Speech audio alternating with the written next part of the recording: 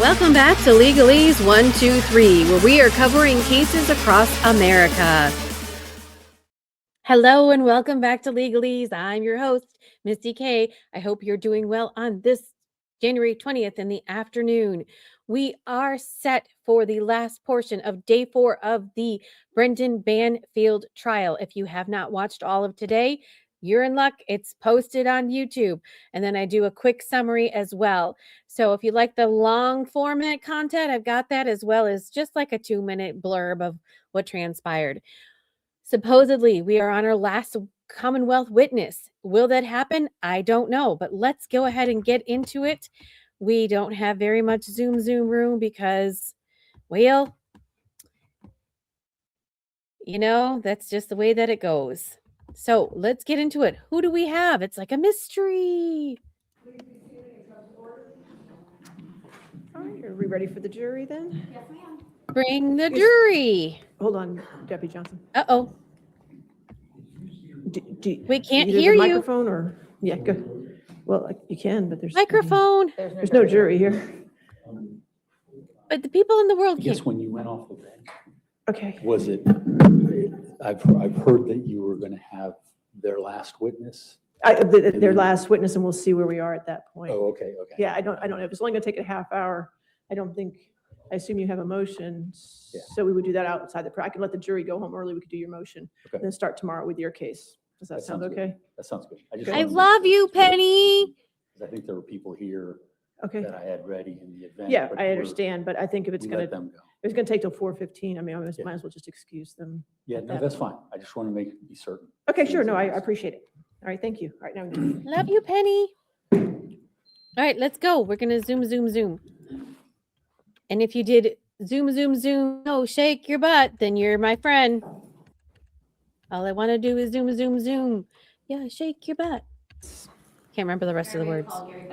Gary Benson? Okay, this is Commonwealth witness, I want to say 18. 18.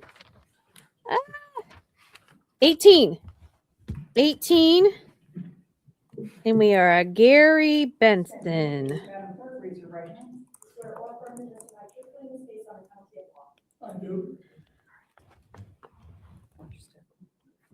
Oh, who are we, Mr. Benson? Good afternoon, sir. Could you please state your full name and spell it for the court record? Yes, it's Gary Benson. It's GaryBenson. Mr. Benson, are you the father of Christine Banfield? Yes, I am. Who was Christine Banfield married to? Brendan. Oh, boy. Do you recall when they were married? Yes, they were married in June 12th of 2010. Okay. Did they have a daughter? Yes, her name is Valerie Ava.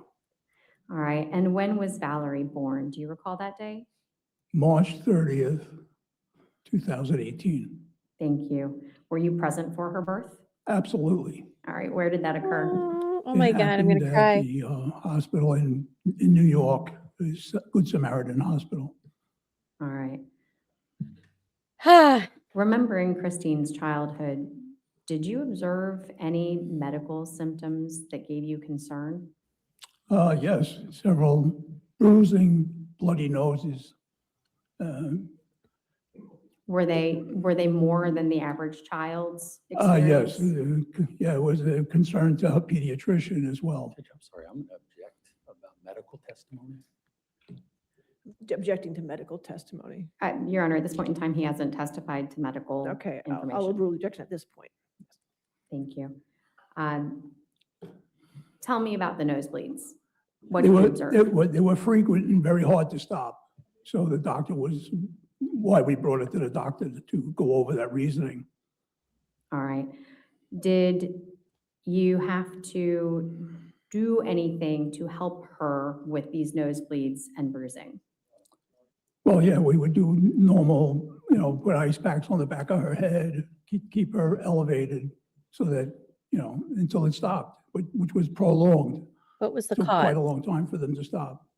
And After these experiences, did you seek help of a medical professional?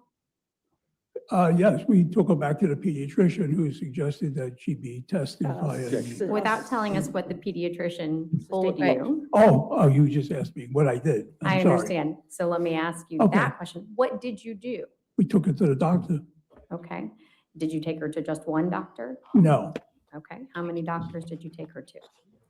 my recollection too. All right. And after taking her to these doctors, did you form an understanding of why Christine bruised easily and her nosebleeds were difficult to stop?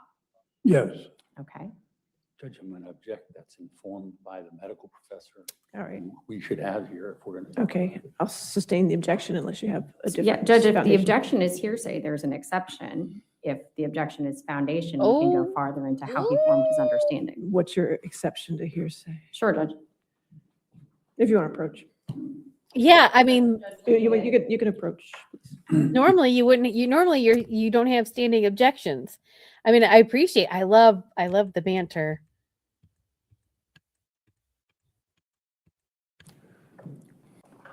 As a result, Okay, sorry, I didn't want to go too back. as a result of Christine's easy bruising and nosebleeds, did she need to take any precautions? did she take any precautions? Well, as a parent, we took precautions to safeguard. When she rode a bike, she had to wear a helmet, knee pads, hand pads.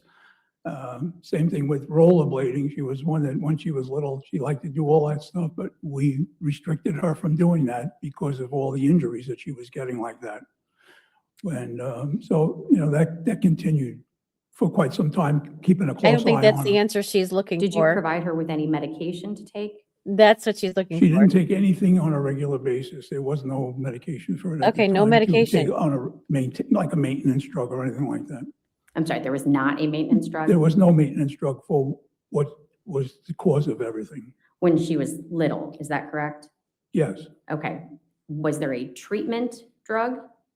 there was a treatment for the blood disorder, yes. And did she receive that drug from you? Not from me, only it was administered by a doctor. Okay.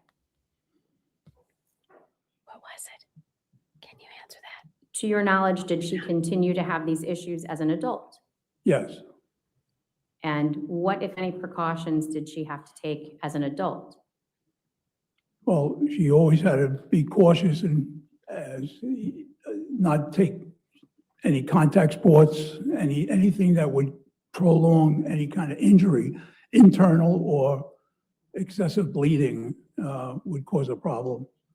When she was pregnant and due to give birth to Valerie, were you present with her when Yes, decisions were made Judge, about? I'm sorry, I'm going to object as to the medical care aspect of this because I think we're getting into medical care. I don't know if we are not. I'll overrule it at this point.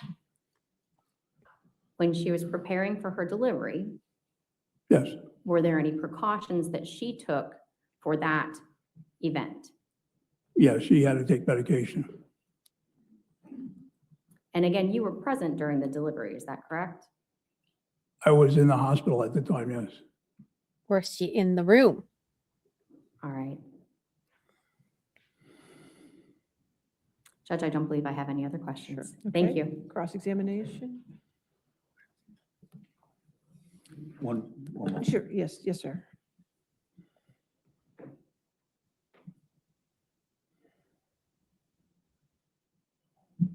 Interesting.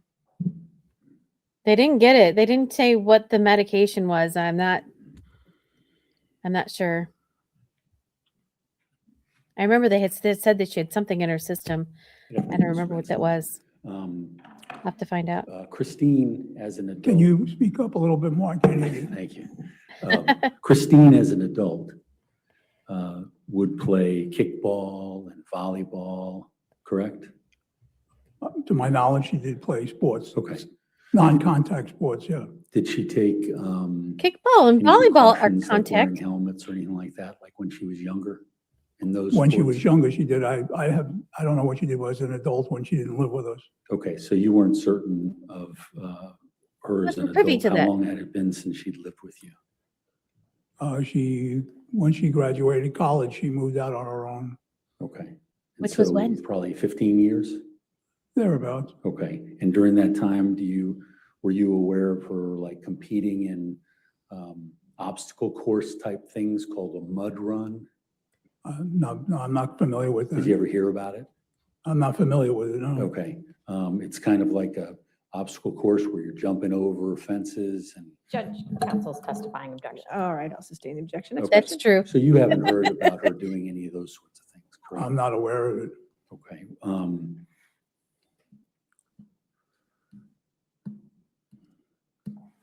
Or one moment. Sure. He's getting the questions from Brendan. You should have been prepared for this witness prior to him testifying, but whatever. Here All we right, no further are. questions, redirect? Just one redirect. Mr. Benson, you trying were to get able to wit- testify that precautions were taken at the time of Valerie's birth. Was Mr. Banfield present at Valerie's birth? Yes, he was in the room with her. How is that redirect? How is that Oh. redirect? I'll It's sustain, gone. the objection. Thank Any other you. questions? No, All right, Mr. Benson, you can have a seat in the courtroom. Thank you. Right. Mr. Benson. All right, next witness for Nice the try. Commonwealth. All right, the Commonwealth Rest rests. of they rest. Whistler, if I can take that back for just a second. Okay, yeah, I'm sorry, yes. Sorry.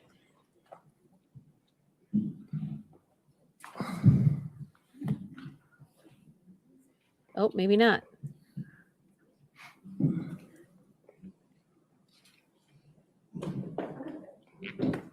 Judge Commonwealth, rest. All right, the Commonwealth rests. Ladies and gentlemen, I have a few housekeeping matters I have to take care of with the attorneys at this point, and that, based on the water issue, I'm going to go ahead and let you guys go ahead and go home a little early today. What's the okay? water issue? Please do not look at any of the media, do not discuss the case with anybody, don't do any outside research, and we'll see you early in the morning, okay? We'll continue on with the defendant's case, okay? Thank you. What's the water issue? Yes, sir, your motion? Yes, thank you. Okay, so we have a defense motion. Okay, let me pause there. All right. So sometimes as a juror, us at the armchair jurors at home, we don't always get to see the motions and stuff and get to hear things back and forth. But we're here and we're not actually a juror, so we're going to hear a little bit behind the scenes. We've heard a couple of small things here and there, but the motions are the best part. So that's like when I try to cover a trial and I hear all the motions and stuff well beforehand, I know all the dirt that's going to come in and who's argued what, etc., and to see what actually comes in. It's really fascinating. I'm a law nerd. I'm a big law nerd. Big L. Law nerd. All right. Let's hear what this motion is going to be. Defense motion. Your Honor, this comes on our motion to strike. You currently Strike. have before you a 5-count indictment that was returned on September 16th, 2024. The makeup of the indictment. Okay. Context. In trials, when the Commonwealth rests, the defense then brings up a motion to strike everything, right? They didn't put on enough evidence, so they want the charges to go away. I don't know the technical term. It's not coming to my mind. So they want the Commonwealth put on a case. Their case is over. The defense then comes up to the judge and says, "Hey, judge, listen, there's not enough evidence here to convict. They have not proven their case beyond a reasonable doubt. Let's kick the case." And so that's what he's doing right here, which is fun. So that's what he's saying. So let's bring him back. Was designed to cover a whole series of circumstances. The 5th count was use of a firearm in the commission of a felony. In addition, there were 2 additional indictments relating to child abuse and child neglect that were then sought through direct indictment again in December. I'm moving to strike all of those charges. What we have up to this point in terms of evidence, Judge, we haven't heard a single word from a single detective that was involved in the homicide division. We haven't heard any sort of credible evidence relating to what was espoused as a theory of catfishing for years now, and had been working toward that. In fact, you have the only person that has even suggested anything, and this is probably the third or fourth time that story has changed, is Juliana Magalhaes.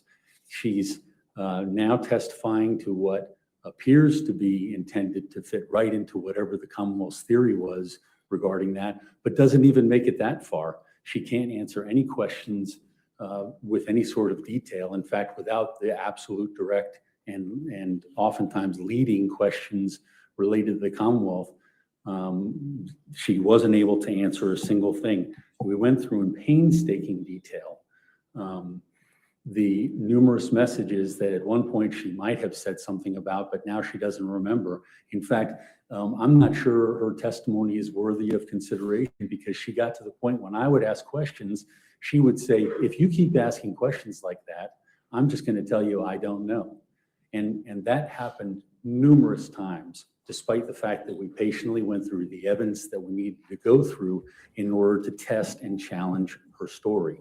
That story doesn't amount to, even in the light most favorable of the Commonwealth, something that's sufficient in order for these charges to go ahead. The charges themselves are an interesting, and I'll paraphrase essentially what needs to be shown, is that my client killed Joe Ryan after killing Christine Banfield. And the alternative, my client killed Christine Banfield after killing Joe Ryan. Then the next set of charges, which at least scream out that they're just a catch-all, is that my client killed Joe Ryan and within 3 years killed Christine Banfield. My client killed Christine Banfield and within 3 years killed Joe Ryan. We don't have any sense of what happened on that day, even in the light most favorable of the Commonwealth. There's no indication of who was killed and then who else was killed. There's no evidence to support that even in the light most favorable of the Commonwealth, under that statutory or that indictment scheme that was presented by the Commonwealth's office. As to catfishing, there's no indication, and there's certainly no evidence that would be credible toward that. And the Commonwealth committed during my motion for bill of particulars in September that was the theory that they were going on. Obviously, that doesn't appear the case because there's just not sufficient evidence. So we move on then to the evidence of Ms. Graff and the testimony. She tried desperately to paint a picture. Crime scene reconstruction, though it may be available all around the world, is not available in Virginia. And one of the reasons why this testimony has probably not met where the Commonwealth needs it to meet is that there's no indication as to timing. And those 4 indictments are all about timing. And so this isn't something that, hey, if they get close with their evidence, this is about in the light most favorable of the Commonwealth. They have to have a prima facie evidence as to each individual indictment. And the way it currently sits now, with no timing evidence, with no actual confirmational evidence, first regarding that whether or not Christine Banfield, which is the threshold that they have to have shown at this point, is that she somehow abandoned her devices and this scheme came into place, which we've heard about for a year from various motions and various pleadings. And so this is the time when you're in a situation where you have not heard from a single homicide detective, though there were at least 12 in place at the time. You haven't heard a single thing from any of the command staff about this investigation. You haven't heard anything from the people that were doing this investigation except for Detective Leach. And Detective Leach has a specific purpose in this, and this is to introduce the items of evidence that he took photos of and the items of evidence that he sent away to the lab. There's nothing in any of the lab analysis that's been said that would implicate my client. And in fact, in listening to all of the evidence, it appears the testimony, the identification of any blood, if it was even done, would show that Joe Ryan and Christine Banfield are the contributors. This judge is not surprising given the horrific situation that was there, but it was a situation not of my client's making and was not something that he did. And so, Your Honor, I don't believe there's sufficient evidence, even in the light most favorable of the Commonwealth. And I believe that there's an obligation when you have someone who has changed their story so many times on the part of the prosecuting authority to take that into consideration. But let alone those issues, which will be taken up, I guess, at a later time, we have these indictments, and those indictments are the indictments that they chose to seek. They're the indictments that they had to work toward in order to be able to present the prima facie case, or in the light most favorable of the Commonwealth. Your Honor, I'd respectfully suggest that they've missed their target. There's not sufficient evidence, and I'd ask that you strike the five count indictment and even less evidence regarding what was indicted later on, which are the child-related charges. And thank you. All right, thank you. Yes, ma'am? Motion to dismiss. Motion to dismiss. That was the word I'm looking for. Motion to dismiss the If indictment. there's anything specifically the court would ask the Commonwealth to address. If not, I would simply point to the court that in the light most favorable to the Commonwealth, the evidence has been presented that Mr. Banfield shot and killed Joseph Ryan, that he stabbed his wife Christine, that all of that was done while his 4-year-old child was left in the basement, unattended, in a home where weapons were not only present but were in use, that the event in the light most favorable to the Commonwealth was in fact staged by the defendant in conjunction with the assistance of his nanny, and that at this point, I believe the evidence is sufficient to meet the standard before the court. All right, thank you. Anything further your motion, Mr. Karam? No, Your Honor. Okay. In the factors of this case, just for the record, there's 2 different numbered indictments. The indictment 2024-666 are the indictments with the 4 counts of aggravated murder and a use of a firearm. As far as the 4 counts of aggravated murder, 2 of the counts are under Virginia Code 18.231 subsection 7, and 2 of the counts are under 18.231 subsection 8. As to the evidence in this case, in the light most favorable to the Commonwealth, I do find that there is evidence that can be considered by the jury for each of the elements of aggravated murder as they are outlined in the indictments count 1, count 2, count 3, and count 4 of 2024-666.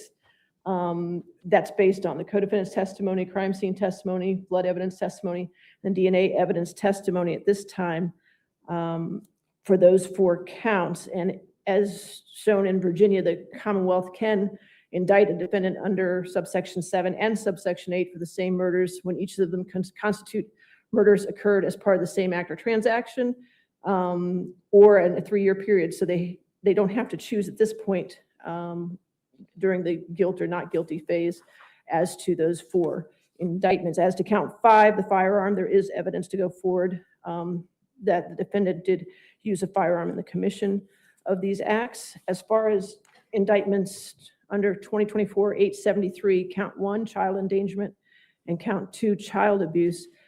In these matters in Virginia, it has been found that you can put children in situations that would constitute child endangerment and child abuse. In this case, we have evidence from the co-defendant's testimony that the child was brought into the house, brought into a crime scene. And the light most favorable to the Commonwealth would be that she was there during the occurrence of the crime, of the events that had happened to her mother and to Joseph Ryan. And therefore, there is evidence for child endangerment and child abuse. And it is clear in the Virginia law that you can go under both the child endangerment and child abuse, and it's not double jeopardy because Each statute requires proof of additional facts not found in the other. So that's two distinctive offenses. So based on that, and as far as the co-defendant's testimony, I cannot find, as a matter of law, that her testimony was incredible. The weight of the evidence is up to the fact finder, so I'll deny your motions at this time, okay? Yeah. So we'll go forward tomorrow. Has anybody been discussing jury instructions with each other, or? I don't think with each other, Judge, we have ours prepared, and we can certainly exchange. All right, if we could exchange those at some point in the next 24 hours and maybe talk about them. And if it, we'll see where tomorrow goes. You have at least 3 witnesses, correct? I have, Could you just use the microphone? I'm sorry. I have trouble sometimes hearing. I'll have a couple witnesses available beyond 3, so maybe 4 or 5. 4 or 5 I for also tomorrow. have evidence to introduce, Judge. Okay, And so and this is good that we're talking about this, is I wanted to, at some point, when it's appropriate, to introduce the first 70 exhibits. okay, and you have them in electronic I've format, given it just to- I've one given it to file you. each? Okay, perfect. Um, Okay, And so, but I also will want, because they didn't see it as we were going through it, I want to be able to introduce them, have that, a reasonable period for which they can read their sheets, you know. well, if there's not objections, I assume. Yeah. I- Well, I guess as we go through objection, We're but that's gonna what have to my go through thought is, objections. which could take up some time. So would you rather do that first before your first witness? I'm thinking that. Was there any objection first to him doing that before his first witness, going through all his evidence? No. And then we'll just go one at a time, and if you have objections, we can cover them at that point. Is that okay? Yes. I mean, if you can get with it, if you agree upon some that are not objectionable, that's fine. Yeah, if council could provide them to us. Yeah, could that you would be helpful. provide, I think I have, and let's just make sure for the record. For defense, I have, let's see, I have 1 through, oh gosh, 1 through 71, and that's all the letters and jail mail, 1 through 71. So if you can get those to the Commonwealth, and then I have 80, 80A, 80B, 80C, 80D is in Delta, and then 81. That's what I have for the defense. So if you can get those to the Commonwealth tonight, so they can review them, and then they can tell me tomorrow morning which ones they have objections to as we go through them, that would make it faster. Okay, thank you. Okay, can we do that? Yes. All right, and you can, and so you'll go through tomorrow and possibly the next day as well, correct? With your Yes. evidence? Yeah, I do believe so. And Okay. possibly into the next week. And into next week. Okay, I just want to make sure I get it straight. But yeah, if you could start working on jury instructions, though, I'd appreciate that. Yes, ma'am. Just a question for Mr. Carroll, if he knows the time that we might receive those files. As Can you soon as get, I go back. Okay, as soon as we go back. thank you. All right, any other questions? Judge, the only, thinking through the exchange of jury instructions. Okay, Certain instructions will be relevant based on what Mr. Carroll I presents. understand. And if you, I And mean, to we this might have point- to add to the stack at some point, but if you Okay. could maybe just get the bulk of the Yep. ones we know are going to be. Yeah, part we of the certainly case. have the charging instructions Okay. and all of the standard Commonwealth. Are they going to be instructions. waterfall? I mean, it's, Yeah, I believe so, okay, Judge. so yeah, so you got to get all those so we can get Yep. that taken care of. And maybe start thinking about a verdict form too, because it's going to be rather lengthy. Yes, ma'am. Okay.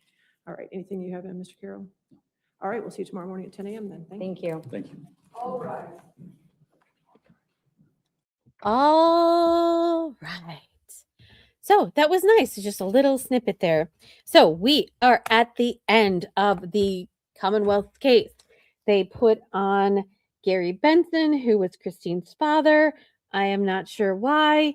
I know that earlier on, and I don't know if I'm going to be able to find it in a quick time frame, they talked about her having some sort of medication in her system. And I want to say that they were like, we don't know why she had this medication. And then maybe is that weight loss, some sort of Femeticide, a weight loss drug called Femeticide. Let me see if I can look that up really quickly. Look at my notes. Sorry. Weight loss drug, Femeticide. Probably not spelling it right.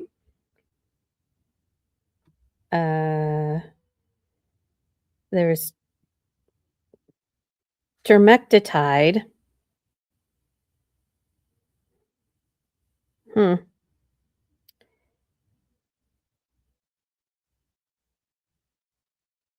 Okay. I don't know if that is, okay, let's see.